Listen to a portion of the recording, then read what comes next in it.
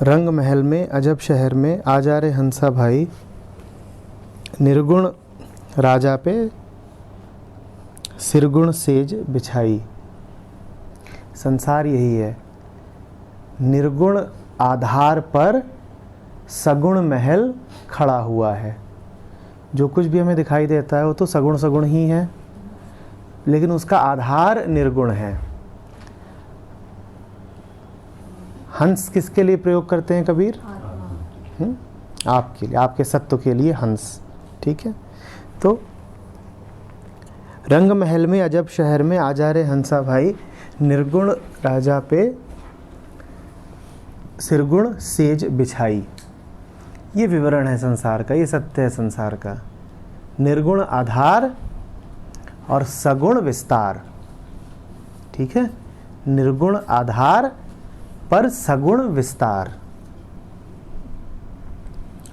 अरे हाँ रे भाई, इना दिवालिया में देव नहीं, झालर कूटे गरज कासी। अरे हाँ रे भाई, इना दिवालिया में देव नहीं, झालर कूटे गरज कैसी। फिर से सुनिएगा, इना देवालिया में देव नहीं, देवालिया देवालय, देवालय माने मंदिर। इना देवालया में देव नहीं, मंदिर में झालर कूटे, झालर समझ लीजिए, झालर घंटी समझ लीजिए, घंटा लटक रहा है। झालर कूटे गरज कसी। अरे जब देव ही नहीं है तो तुम कितने भी घंटी बजाते रहो, उसमें से गरज नहीं उठ सकती, उसमें से कोई असली शब्द नहीं पैदा हो सकता। इन मंदिरों में कोई देवता नहीं है, तुम क्या घंटा घंटी बजाते रहते हो? अरे हाँ रे भाई, अमृत प्याला भर पावो, भैला से भ्रांत कसी।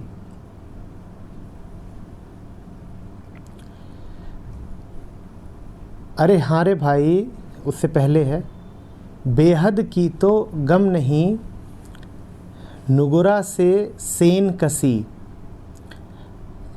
अरे हाँ रे भाई, बेहद की तो गम नहीं, नुगुरा से सेन कसी। जिसको नुगुरा कह रहे हैं उसको आप निगुरा पढ़िए। कबीर का शब्द है, आमतौर पे भाषा में नहीं पाया जाता, पर कबीर को ये शब्द बड़ा पसंद है, निगुरा। निगुरा का अर्थ होता है वो जिसको कभी गुरु नहीं मिला, और कबीर कहते हैं कि उससे बड़ा भागा कोई नहीं है, निगुरे से बड़ा भागा कोई नहीं है।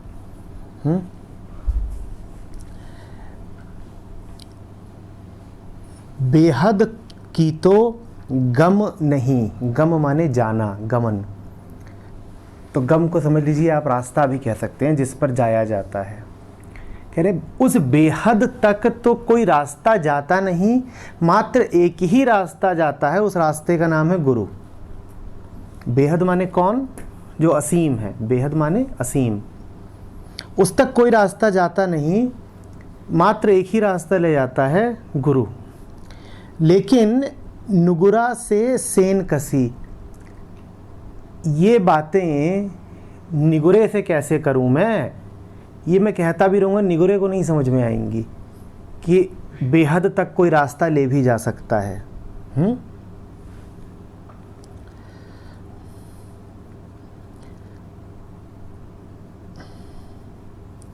अरे हाँ रे भाई, अमृत प्याला भर पावो, भैला से भ्रांत कसी।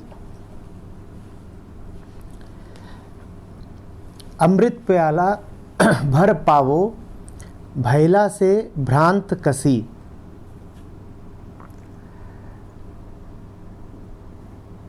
किसको संबोधित कर रहे हैं कबीर यहाँ पे? ये भाई क्या है? हंसा भाई। उसको अपने भाई की तरह कह रहे हैं। भाई कहने का अर्थ ये हुआ कि कबीर स्वयं भी आत्मभाव में भी स्थित है। हंस क्या है? आत्मा। और हंस को भाई कहने का क्या अर्थ हुआ? कि जो तुम वही मैं। हमारा पिता एक है, हमारा पिता एक है, मैं भी आत्मभाव में ही स्थित हूँ। तो कह रहे हैं कबीर, अमृत प्याला भर पाओ, जी भर के मौज करो। अपनी तबीयत के अनुसार आप उसको प्रेम की मौज बोलना चाहें, प्रेम की मौज बोलिए, आनंद है ही, मिलन कह लीजिए, सत्य कह लीजिए, जो आपका मन हो। कबीर इतनी तकलीफ नहीं उठाते, कबीर ने बस सीधे कह दिया प्याला पियो मौज करो। अब कौन सा प्याला है वो आप तय करते रहिए, ठीक है। भाईला से भ्रांत कसी, और जब तुम मौज में होगे तो भाई से कहाँ छुपा पाओगे, भाई जान जाएगा, भाई हूं ना, हंसा भाई, तो मुझे भ्रांति में नहीं रख पाओगे, क्योंकि जिस मौज में तुम हो उसी में हम भी हैं, तो हमसे नहीं छुपा पाओगे, ठीक है। अरे हाँ रे भाई, कहें कबीर विचार, सेन मही सेन मिली। शुरू में कह रहे थे ना अभी थोड़ी देर पहले कि निगुरा को सेन कसी, जो निगुरा है उसको नहीं दिखाई पड़ेगा। सेन का अर्थ होता है उसका कोई चिन्ह, हाँ एक तरह का साइन समझ लीजिए। तो कहते निगुरे को नहीं दिखाई देता, लेकिन और वहां पे कबीर का तर्क ये है कि जिसको गुरु ही नहीं दिखाई देता उसको और क्या दिखाई दे सकता है, उसको रास्ता कौन सा दिखाई देगा। यहां पे कह रहे हैं कहें कबीर विचार, सेन माही सेन मिली। जिसके पास दृष्टि है देख पाने की,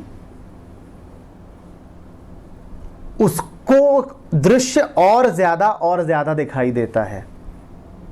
तुम शुरू में आंख खोलोगे थोड़ा दिखाई देगा, तुम जैसे जैसे देखना शुरू करोगे तुम्हें मात्र वही दिखाई देगा, ठीक है।